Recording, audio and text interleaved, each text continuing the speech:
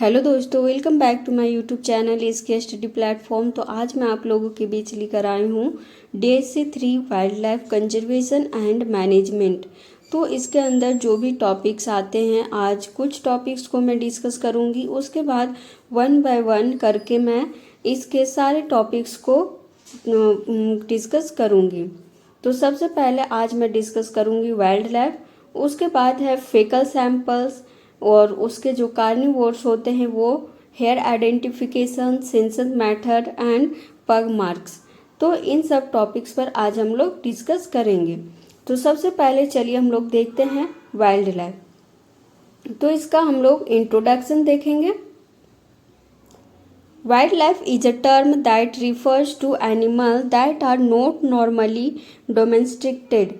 तो wild life ये animals का टर्म है, एक एनिमल्स को रिफ़र करता है। वाइल्ड लाइफ, सोचने वाली भी बात है कि वाइल्ड लाइफ मतलब जीव जंतु जो होते हैं, स्पेशली फॉर एनिमल्स जो होते हैं उनके लिए ये टर्म यूज किया जाता है, ना कि ये डोमेस्टिकेटेड के लिए। They are living resources that will die and be replace by another of their kind. और ये क्या होते हैं? लिविंग रिसोर्स होते हैं, लिविंग संसाधन होते हैं जो कि मर जाते हैं और फिर वो उसके जगह पे जो रिप्लेस होता है वो दूसरे तरह से होता है। Wildlife plays an important role in balancing the environment and provide a stability to different natural process of nature। तो वाइल्ड लाइफ जो है वो बहुत ही ज़्यादा इम्पॉर्टेंट भूमिका निभाता है इन्वायरमेंट, जो पर्यावरण होता है उसको बैलेंस रखने में। सोचिए, अगर वाइल्ड लाइफ जीव जंतु नहीं होंगे तो हमारा जो पर्यावरण है वो बैलेंस कैसे होगा? जो फूड चेन और फूड वेब जो बनता है वो फिर नहीं हो पाएगा। ठीक है, तो यहाँ पे वाइल्ड लाइफ का होना ज़रूरी, वाइल्ड लाइफ, ह्यूमन, माइक्रोब्स, इन सब का होना ज़रूरी है इन्वायरमेंट का बैलेंस के लिए। It can be found in all ecosystem, desert, rainforest, plains and other areas। और ये हर एक जगह पाए जाते हैं, चाहे वो इकोसिस्टम हो, डेजर्ट हो, रेन फॉरेस्ट हो, प्लेन्स हो और अदर जगह हो। India's wildlife is both rich and varied. It includes all flora and fauna, animals, plant and microorganism। और इंडिया में जो वाइल्ड लाइफ होते हैं वो बहुत ज़्यादा, वो दोनों तरह से रिच होते हैं और वो इंक्लूड करते हैं फ्लोरा और फौना को, के एनिमल, प्लांट और माइक्रो ऑर्गेनिज्म को। Types of wild life conservation. तो हम लोग वाइल्ड लाइफ को किस तरह से कंजर्वेशन कर सकते हैं? कंजर्वेशन के अकॉर्डिंग यहाँ पे दो तरह के वाइल्ड लाइफ पाए जाते हैं, इसे हम लोग कंजर्व कर सकते हैं। तो पहला है इन सीटू कंजर्वेशन और दूसरा है एक्स सीटू कंजर्वेशन। तो सबसे पहले हम लोग देखेंगे in situ conservation. The conservation of genetic resources in their natural habitat और man made ecosystem is called in situ conservation. और इस कंजर्वेशन में क्या होता है? जो जेनेटिक रिसोर्स होता है वो नेचुरल हैबिटेट और मैन मेड इकोसिस्टम होता है। ठीक है, मतलब उसका मैन मेड होता है, कृत्रिम रूप से बना होता है। इसी को हम लोग इन सीटू कंजर्वेशन कहते हैं। It is an easy and suitable method for the maintenance of many plants and animal species. और ये बहुत ही सुटेबल और ईजी तरीका है मेंटेन करने का प्लांट और एनिमल स्पीसीज का। तो इसका हम लोग इन सीटू कंजर्वेशन का थोड़ा सा मेथड भी देख लेते हैं। An area is selected and declared to be protected area and special measures are taken to conserve the biodiversity। और एक जो एरिया सिलेक्ट किया जाता है, ऐसा एरिया जो प्रोटेक्टिव हो, और उस स्पेशल एरिया को कंजर्व किया जाता है बायोडाइवर्सिटी के लिए। जैसे हम लोग बोल सकते हैं national park, sanctuaries, bio reserves. The fragile ecosystem such as wetland, mangrove, coral reef, national park, sanctuaries, nature reserve, biosphere reserve are used in situ conservation. तो ये सब जो मैंने भी पढ़ा, जैसे mangroves, wetland, coral reef, national park, sanctuary, nature reserve biosphere reserve, ये सब जो है ये इन सिटू कंजर्वेशन के में आते हैं। अब हम लोग देखते हैं ex situ conservation. Ex situ conservation is the conservation of genetic resource outside their natural habitat. Plant, animal and microbial species are preserved in ex situ conservation. और एक्स सिटू कंजर्वेशन क्या होता है, ये भी एक जेनेटिक रिसोर्स होता है और ये नेचर के आउटसाइड में होता है। ये एक जैसे प्लांट हैबिटेट और माइक्रोब्स एनिमल्स जो होते हैं ये प्रिजर्व किए जाते हैं एक्स सिटू कंजर्वेशन में। Objectives of x situ conservation, तो हम लोग देखते हैं अब कि एक्स सिटू कंजर्वेशन के क्या उद्देश्य हैं। तो पहला है गुल्डगागर, ठीक है, गुल्डगागर ये साइंटिस्ट है। गुल्डगागर in 1975 has suggested 4 major objective for x situ conservation. और यहाँ पे जो गुल्डाजर जो है वो 1975 में इन्होंने क्या किया था, एक्स सिटू कंजर्वेशन का ऑब्जेक्ट दिया था, यानी कुछ उद्देश्य दिया था। और उसमें इन्होंने ये कहा था conservation of genotype frequency of original population. और जो जीनोटाइप फ्रीक्वेंसी का ओरिजिनल पॉपुलेशन होता है वाइल्ड लाइफ का, उसको कंजर्व करना है। Avoid the loss of any allele in the population. और ये जो जनसंख्या है इस जनसंख्या से वैसा मतलब कोई भी एलील को एवॉइड होने से यानी कि लुप्त होने से बचाना है। Protection of original population from selection pressure of evolution. और जो सिलेक्शन प्रेशर होता है ये ओरिजिनल पॉपुलेशन में, उसके प्रोटेक्शन से बचाना है। Preservation of genotype modified by man. और जो प्रिजर्वेशन का जो जीनोटाइप होता है वो एक मैन के द्वारा मॉडिफाइड किया जाता है। Ex situ conservation genetic resource are maintained in the following veg.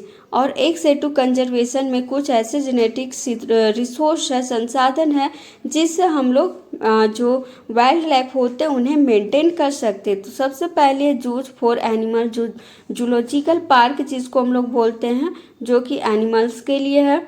दूसरा है botanical garden for plant, culture collection for micro organism, cryo banks for gamete cells and tissue, germ plasm bank for seeds, semen, cells and ova.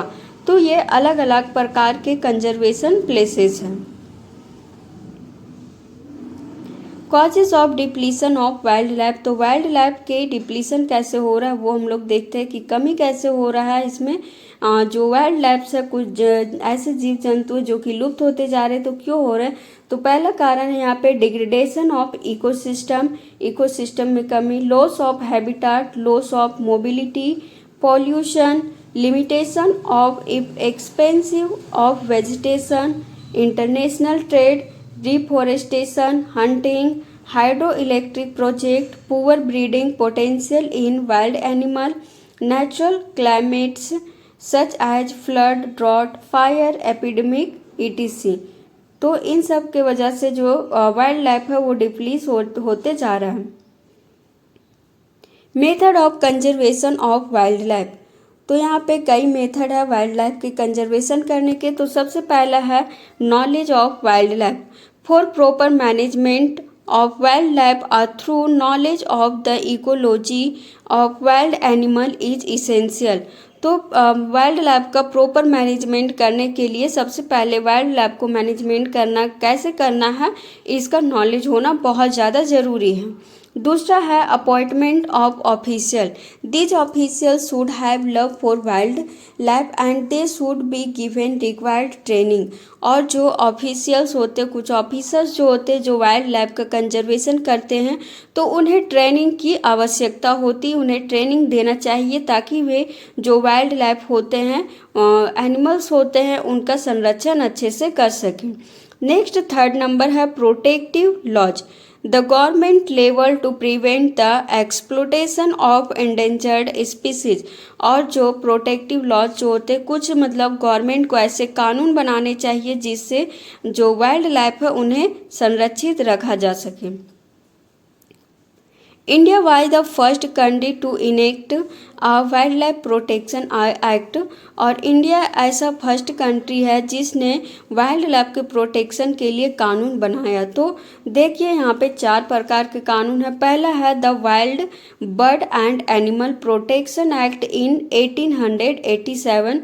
तो 1887 में पहला wild bird और animal protection act बना। दूसरा forest act 16, ये नाम ही है, ठीक है, 16 फॉरेस्ट एक्ट 16, ये 1927 में बना।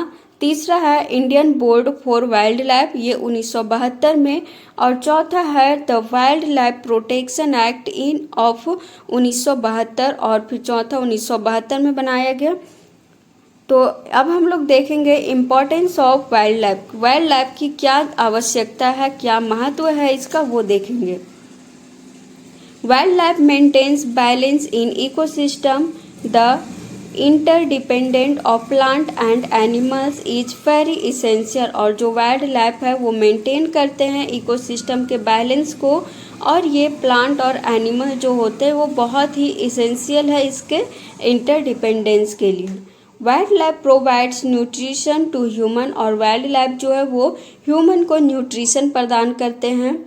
अ lot of medicine come from wildlife. More than 1/3 of our pharmaceutical needs are catered by wild plant। और यहाँ पे जो बहुत सारे मेडिसिन्स होते हैं वो वाइल्ड लाइफ से ही प्राप्त होते हैं। लगभग 1/3 जो फार्माक्यूटिकल्स होते हैं, फार्मासिस्ट होते हैं, उन लोगों को वाइल्ड प्लांट, वाइल्ड लाइफ, इन सब की बहुत ज़्यादा ज़रूरी पड़ती है मेडिसिन्स बनाने के लिए। Helps keep our environment healthy. They are responsible for maintaining temperature globally, thereby fighting against the greenhouse effect and preventing the sea level to rise sharply।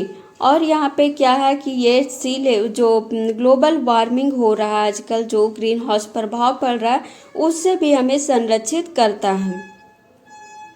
तो ये फर्स्ट टॉपिक था, ठीक है। वाइल्ड लाइफ का introduction था, तो उसका types था, तो और जो उसका लॉज दिया गया, तो उसमें से हम लोग को जो वाइल्ड लाइफ का प्रोटेक्शन एक्ट 1972 है, सिर्फ उसी को पढ़ना है। तो वो हम लोग नेक्स्ट वीडियो में देखेंगे।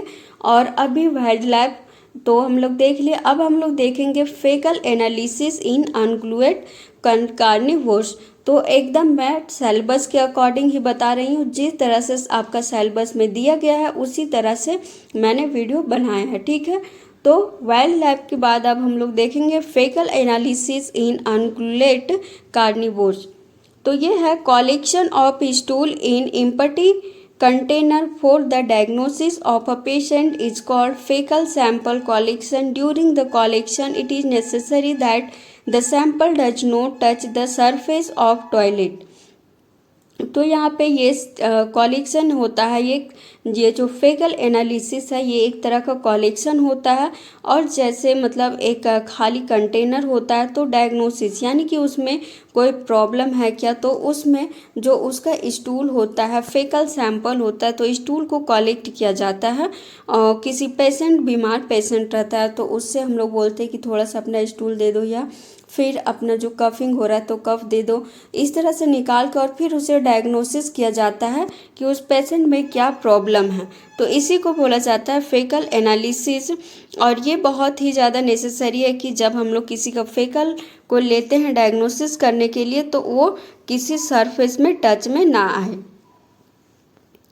Process of collection of storage. तो अब हम लोग देखेंगे कि कलेक्शन हम लोग कैसे करेंगे।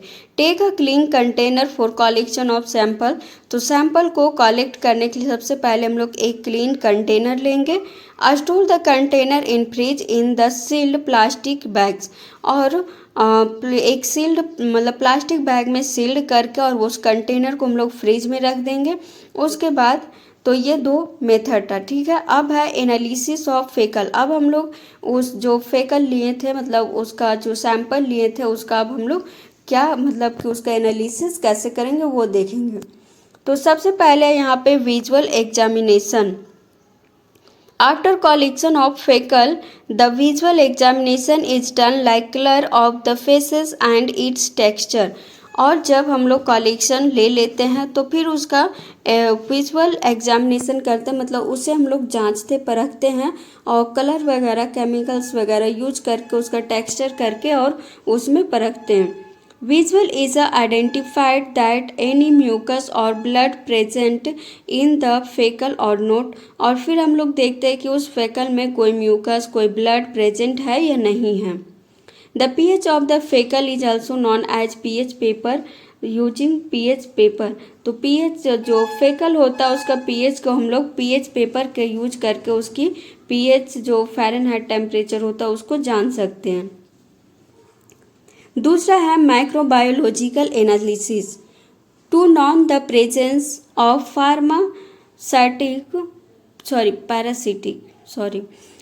To know the presence of parasitic disease like ascariasis, taeniasis, amoebiasis and other bacterial disease. तो इन सब डिजीज का प्रेजेंस है या नहीं है इसका पता लगाने में भी हम लोग इसका यूज करते हैं. Fecal is examined under microscope to identify the presence of bacterial larva, egg और cyst by the help of stool culture. और जो fecal है वो एग्जामिन करता है, वो माइक्रोस्कोप में से आइडेंटिफाइड करता है कि उसमें बैक्टीरिया का लार्वा है, एग है, सिस्ट है, या फिर वो इसका जो स्टूल कल्चर जो है उसको करने में मदद करता है. तीसरा है chemical test. To know the identification fecal is tested chemically by using pH paper to determine lactose intolerance. It also helps to diagnose the presence of fat in the fecal. और यहाँ पे जो इन्फेक्शन होता है, infection का पता लगाने के लिए सबसे पहले हम लोग फेकल्स का जो है वो केमिकली टेस्ट करते हैं, पीएच पेपर में यूज करके उसका पीएच का पता लगाते हैं और डिटरमाइन करते हैं उसे लैक्टोज से. और वो हेल्प जो डायग्नोसिस होता है उसमें वो फैट हेल्प करता है उसमें पता लगाने में कि फेकल में कोई दिक्कत तो नहीं है.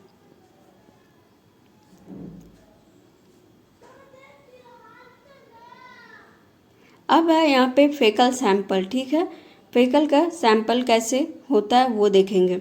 स्टूल और फेकल सैंपल. स्टूल टेस्ट और faecal test are used to treat and gastrointestinal infection and the presence of blood in stool. तो ये जो स्टूल टेस्ट और फेकल टेस्ट होता है इसका यूज किया जाता है टेक्टेड करने के लिए, एक जो गैस्ट्रोइंटेस्टिनल इन्फेक्शन जो होता है उसका पता लगाने के लिए. तो सबसे पहले यहाँ पे इसका 3 मेथड दिया हुआ है. तो पहला है स्टूल रूटीन टेस्ट जिसमें पैरासाइट और केमिकल कंपोजिशन होता है. दूसरा है स्टूल कल्चर टेस्ट जिसमें नेम और टाइप ऑफ बैक्टीरिया होता है. और तीसरा है स्टूल अक्यूल्ट टेस्ट जिसमें detect presence of blood in stool और ब्लड ये जो स्टूल में ब्लड प्रेजेंट है या नहीं उसका डिटेक्शन करने के लिए होता है. Symptoms for stool test. अब है यहाँ पे सिम्टम्स स्टूल टेस्ट के लिए क्या है. तो पहला ब्लड इन स्टूल, दूसरा है नोजिया और वोमिटिंग, फिर fever, fissure, abdomen pain, diarrhoea,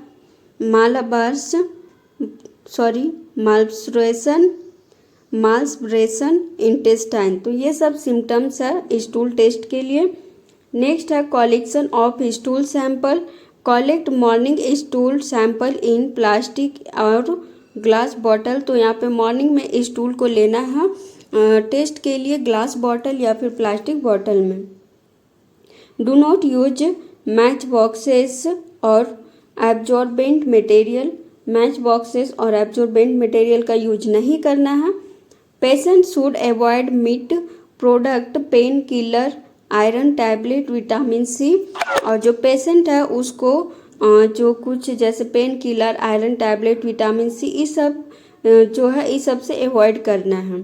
20 से 40 ग्राम वेल फॉर्म्ड स्टूल और 5/6 ml water stool.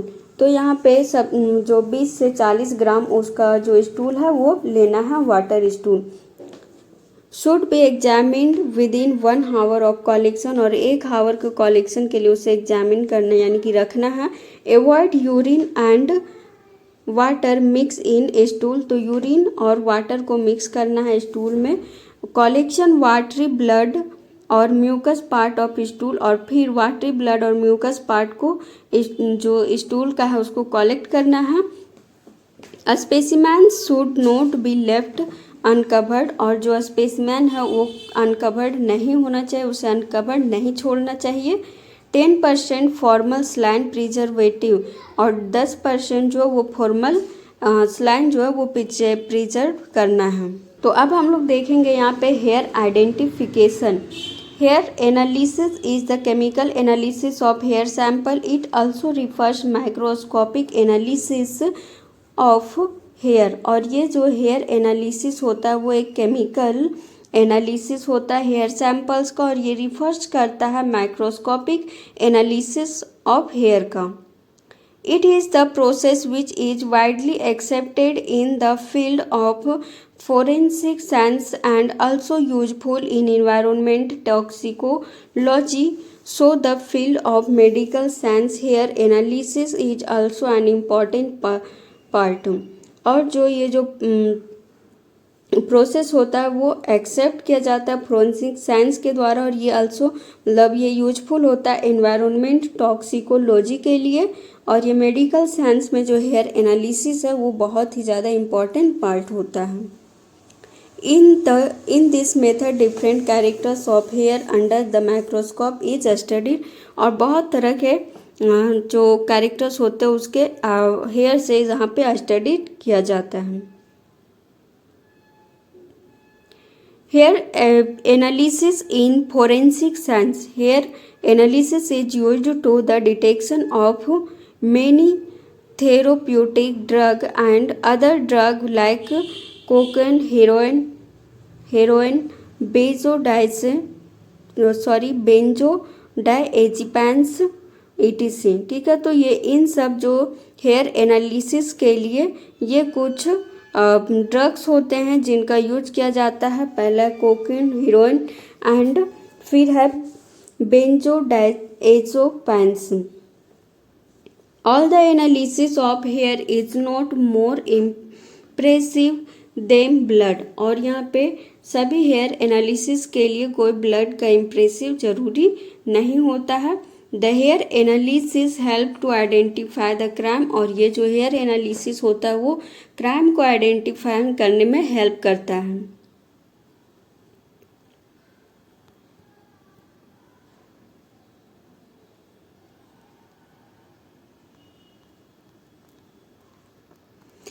Macroscopic analysis of hair. The macroscopic analysis of hair is in forensic science started in early 1950 by analysis the pigment distribution and scale pattern can be studied, which are very useful in criminal investigation.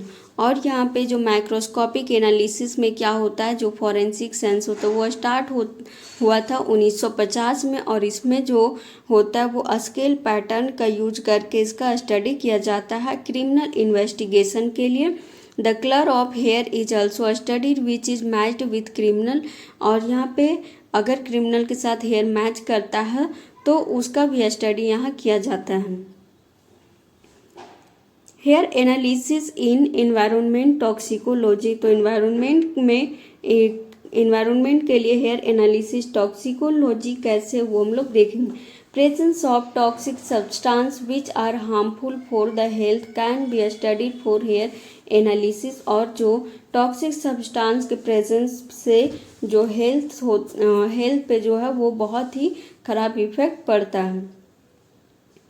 It helps to study presence of drug sediment, soil and other toxic present in the environmental. So this process are commonly used in toxicology. और ये क्या होता है, जो ये help करता है ये जो डस्ट सेडिमेंट और सॉइल होता है इसके प्रेजेंस को, जो इन्वायरमेंट में प्रेजेंस होता है उसके प्रेजेंस को बताने में। It also give information regarding presence of heavy metal in the hair. और ये बहुत ही ज़्यादा इंफॉर्मेटिव होता है, जो मेटल्स होते हैं हेयर्स में प्रेजेंट उसके रिगार्डिंग में इंफॉर्मेशन देने में। The heavy metal poisoning also identified by A such analysis, और इस प्रकार के एनालिसिस से जो है पॉइजनिंग होता है मेटल्स होता है उसका आइडेंटिफिकेशन भी किया जाता है। नेक्स्ट है सेंसस मेथड, जनगणना पद्धति। तो वाइल्ड लाइफ का हम लोग कैसे सेंसस मेथड करते हैं वो अब देखेंगे। पहला यहाँ पे introduction, a statistical investigation in which the data are collected for each and every element or unit of the population is termed as census method। तो किसी चीज़ का इन्वेस्टिगेशन करने के लिए डाटा कलेक्ट करना, मतलब हर एक चीज़ से हर जितना भी कोई एलिमेंट है, पॉपुलेशन है, कुछ भी चीज़ है उससे, तो उसी को जो डाटा कलेक्शन को ही सेंसस मेथड कहा जाता है। It is also known as complete enumeration of complete survey, इसे हम लोग कम्प्लीट सर्वे भी कह सकते हैं। It is useful when case intensive study is required or the area is limited। ये बहुत ही उपयोगी होता है किसी मतलब कि केस स्टडी, मतलब जनसंख्या का जनगणना करने के लिए, मतलब कि क्या एरिया में कमी है, बेसी है, या फिर कितने लोग रहते हैं, तो इसके लिए भी बहुत ज़रूरी है। एग्जाम्पल इसका demographic data of birth and death rate, literacy, work force, life expectancy, size and composition of population, तो इन सब के लिए ये यूजफुल होता है। अब हम लोग देखेंगे इसका history. The history of the census began with in 1800 when England had begun its census. और यहाँ पे ये सबसे पहले शुरुआत किया गया था 1800 में, जब इंग्लैंड में यहाँ पे सबसे पहले सेंसस हुआ था। The first complete census in India city was conducted in 1830 by Henry Walter in Dhaka। और ढाका में सबसे पहले इंडिया के ढाका में सबसे पहले ये सेंसस मेथड का कंडक्शन किया गया था 1830 ईस्वी में हेनरी वॉल्टर के द्वारा। मेरिट ऑफ सेंसस मेथड, तो यहाँ पे फर्स्ट मेरिट है reliability and accurate result based on census method are accurate and highly reliable at each and every item of the population is studied। और यहाँ पे जो रिजल्ट बेस्ड सेंसस मेथड होता है वो एक्यूरेट होता है और हाईली रिलायबल होता है प्रत्येक के लिए, वो जो पॉपुलेशन का स्टडी होता है उसके लिए। नेक्स्ट है extensive information. Information collected through the census method is quite exhaustive and therefore more meaningful because all the atoms of universe are examined। और यहाँ पे जो कलेक्शन होता है सेंसस मेथड में वो क्या होता है, वो एक मीनिंगफुल होता है क्योंकि उसमें जो यूनिवर्स जो होते हैं, यूनिवर्स के जितने भी एटम्स होते हैं सबको एग्जामिन किया जाता है। नेक्स्ट है study of diverse characteristics. By using census method one can study diverse characteristics of the universe. और यहाँ पे हम लोग सेंसस मेथड का यूज करके जो स्टडी डाइवर्स कैरेक्टरिस्टिक होता है यूनिवर्स में उसका भी पता लगा सकते हैं। नेक्स्ट है indirect investigation. Census method can be successfully used in indirect investigation relating to unemployment, poverty, corruption। तो ये जो सेंसस मेथड है उसका सक्सेसफुली हम लोग इनडायरेक्ट इन्वेस्टिगेशन करने के लिए यूज कर सकते हैं, जैसे अनएम्प्लॉयमेंट में, पॉवर्टी में, करप्शन में, इन सब में यूज कर सकते हैं। अब है यहाँ पे डिमेरिट्स ऑफ सेंसस मेथड। तो ये बहुत ही ज़्यादा कॉस्टली होता है। Census method is very costly and therefore generally not use for ordinary investigation. Only the government और some big institution can afford to use this method and that too for a specific purpose only।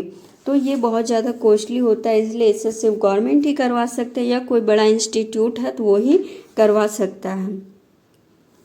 Next है large man power. Census method requires lot of manpower. Training of a large number of enumerats become essential but a very difficult process. तो यहाँ पे बहुत सारे लोगों की man power की ज़रूरत होगी, उन्हें ट्रेनिंग देना होगा, इसलिए ये इसका ये डिमेरिट्स हो गया। तो अब और आज का लास्ट टॉपिक है ये पग मार्क, ठीक है। तो पग मार्क क्या होता है हम लोग देखते हैं। Footprint of large animal are commonly known as pug mark. जो कुछ किसी भी एनिमल का फुटप्रिंट होता है उसी को पग मार्क कहा जाता है। यहाँ पे गलती से पुट लिखा गया, ठीक है, तो ये पग होगा, PUG पग। तो पग का मतलब होता है फुट और मार्क का मतलब होता है प्रिंट या impression.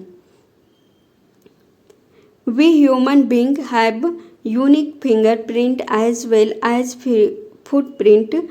Every animal also has a distinct pug mark. That why it can be used for identification of different species of animals. तो जिस तरह से हम ह्यूमन बींग्स के पास फुटप्रिंट और फिंगरप्रिंट होता है उसी तरह से एनिमल्स के पास भी पग मार्क होता है, जो कि आइडेंटिफाई करता है, बताता है कि यहाँ पे कितने तरह के स्पीसीज रहते हैं, एनिमल्स रहते हैं, या फिर उसके प्रजातियों को बताता है। नेक्स्ट यहाँ पे spore is the correct name for the पॉ प्रिंट इज एन एनिमल। और स्पोर क्या है, वे एक करेक्ट नेम है जो पाव प्रिंट होता है एनिमल्स का उसका।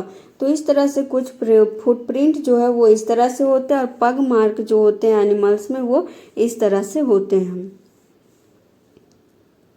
Accurate identification of species of animal, its sex, age and physical condition of an animal is possible on the basis of pug mark। और यहाँ पे जो आइडेंटिफिकेशन होता है sex, age, physical condition animals का, वो पग मार्क के द्वारा ही पता लगाया जाता है। In India certain people are trained in this field खोजिस। और यहाँ पे कुछ इंडिया में ऐसे ट्रेंड पीपल होते हैं जो कि वाइल्ड लाइफ को कंजर्व करने के लिए मतलब इन सब को खोजते हैं, जिसे खोजिज कहा जाता है।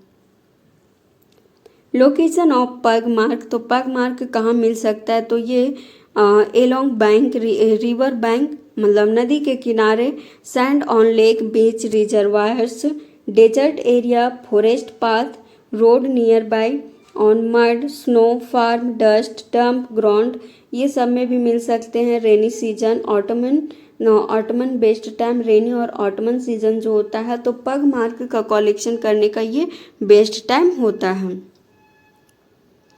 अब हम लोग देखते हैं पग मार्क क्यों यूज करते, तो सेंसस जनसंख्या जानने के लिए, for counting the number of animal of particular species in particular area. तो एक पार्टिकुलर स्पीसीज मतलब पार्टिकुलर एरिया, एक एरिया में कितने स्पीसीज रहते हैं इसकी जानकारी के लिए हम लोग करते हैं। दूसरा है path direction. On the basis of pug mark we can trace the direction of animal track. तो एनिमल के जो पाथ होता है उसको हम लोग ट्रैक कर सकते हैं। इसके लिए sex ratio of different animal can be found out. और यहाँ पे जो एनिमल सेक्स रेशियो जो होता है एनिमल्स का उसको जानने के लिए, आइडेंटिफिकेशन ऑफ इंडिविजुअल एनिमल्स, और फिर जो एनिमल्स होते हैं उनके बच्चों को पता लगाने के लिए, presence of different species in a particular geographic area. और यहाँ पे जियोग्राफिक एरिया, एक जियोग्राफिक एरिया मतलब कि अलग अलग स्पीसीज का पता लगाने के लिए कि कौन कौन तरह के जो स्पीसीज है वो इस जियोग्राफिक एरिया में प्रेजेंट है, उसका भी पता लगाने के लिए हम लोग करते हैं। Physical condition of the animals, और एनिमल्स का फिजिकल कंडीशन कैसा है उसके लिए यूज करते हैं।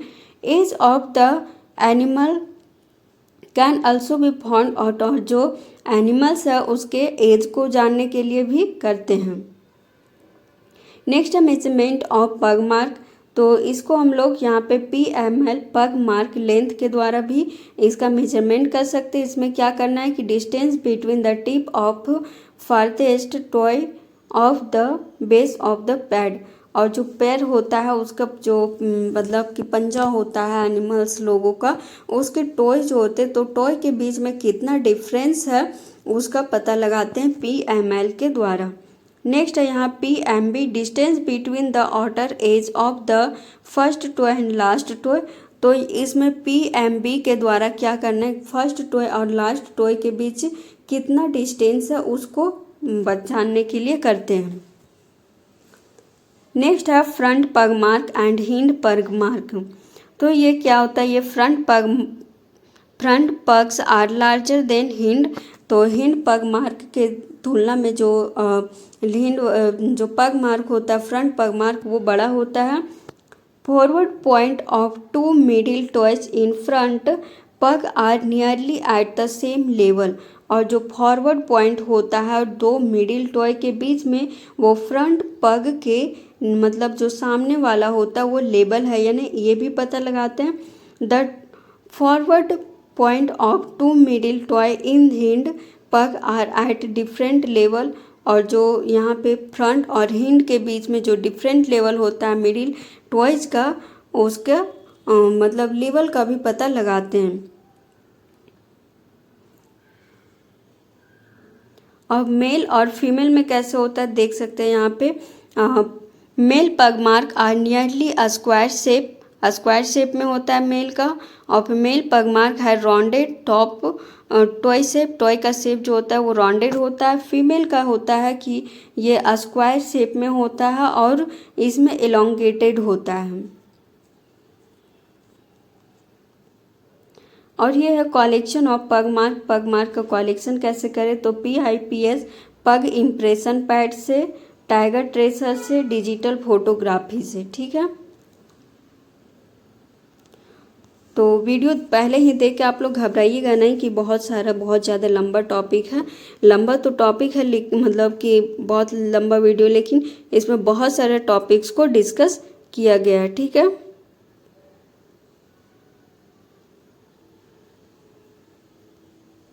तो उम्मीद है कि आप लोग को अच्छा लगा होगा, समझ में आया होगा। अगर समझ में आ जाए या तो फिर आप मेरे चैनल को सब्सक्राइब कीजिएगा, लाइक कीजिएगा और मेरे वीडियो को शेयर ज़रूर कीजिएगा, ताकि मुझे मोटिवेशन मिले और मैं आगे आप लोगों के लिए और भी मेहनत करूं और अच्छे वीडियो बनाती रहूं, ताकि आपका जो एग्ज़ाम है वो अच्छे से क्लियर हो और मतलब एग्ज़ाम में कोई दिक्कत ना हो। ठीक है, तो चलिए दोस्तों, मिलते हैं अगली वीडियो में। तब तक के लिए धन्यवाद।